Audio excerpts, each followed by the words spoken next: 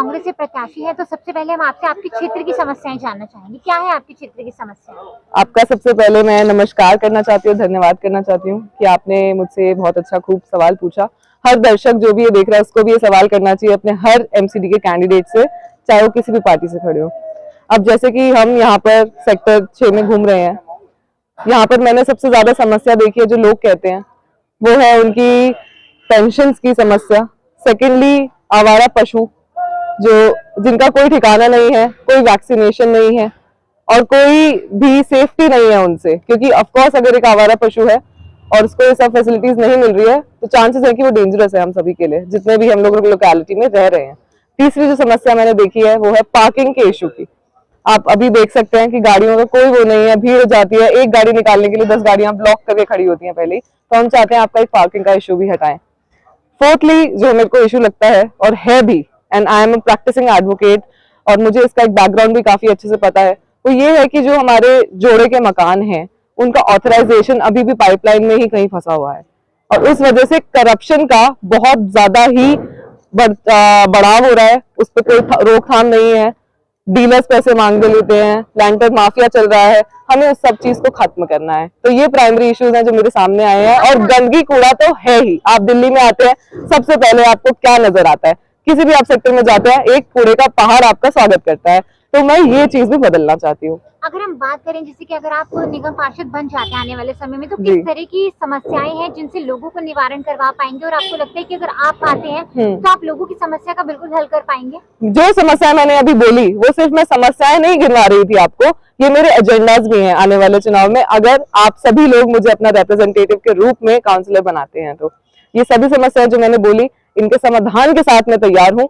और जैसे ही मुझे इलेक्ट किया जाएगा, सबसे पहले मैं इसी कार्य पे जुट जाऊंगी पूरी मेहनत से। जनता आपको ही क्यों पसंद करे? ये भी बहुत एक अच्छा सवाल है। सबसे पहले तो मैं आपको यही कहना चाहूंगी, अपनी तारीफ नहीं करूंगी, कुछ फैक्ट्स आपको गिनवाऊंगी। वो ये है कि मैंने जनता को गुमराह नहीं किया है।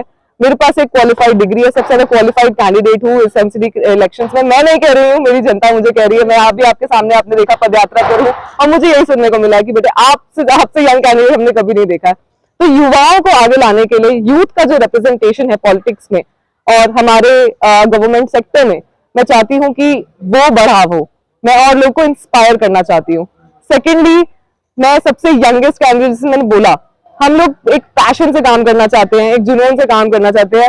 लोग माया से हम लोग दूर रहते हैं इस जनरेशन में। आगे चलकर हाँ बहुत सारी चीजें आ जाती है, पर अभी मेरी जनरेशन के लोग सिर्फ और सिर्फ डेवलपमेंट करना चाहते हैं। तो मेरा यही कहना है कि एक यंग, क्वालिफाइड और पैशनेट कैंडिडेट को चुनना चाहिए और भगवान की दया से सारी खूबियां मेरे अंदर है। जिस तरह से कांग्रेस पिछले कुछ समय से पिछड़ गई है, तो आपको लगता है कि इस बार कांग्रेस घर वापसी कर पाएगी? पहली बात तो मैं ये शब्द जो आपने कहा उसकी थोड़ी सी मैं आपको कहना चाहूंगी, गलत शब्द आपने इस्तेमाल किया है। कांग्रेस नहीं पिछड़ी है। कांग्रेस कैसे पिछड़ सकती है? सबसे पुरानी पार्टी है। We have a glorious history of over 150 years, right? So मैं कहना चाहूंगी, आप कह रहे हैं कांग्रेस की छाप नहीं है, आप पहले मुझे बताइए कांग्रेस कहाँ नहीं है? यहाँ का हमारा landmark Ambedkar hospital, Rajiv Gandhi hospital, ये किसकी देन है? कांग्रेस पार्टी की देन है। हाँ, आप कहीं भी बाहरी दिल्ली से हाँ आते, आउटर रिंग रोड पे मधुबन चौक का जो सर्कल है, जो 4 फ्लाईओवर्स बनाए हैं विकासपुरी के सामने हमारे पीतमपुरा तक, किसकी देन है? वो शीला दीक्षित जी की देन है।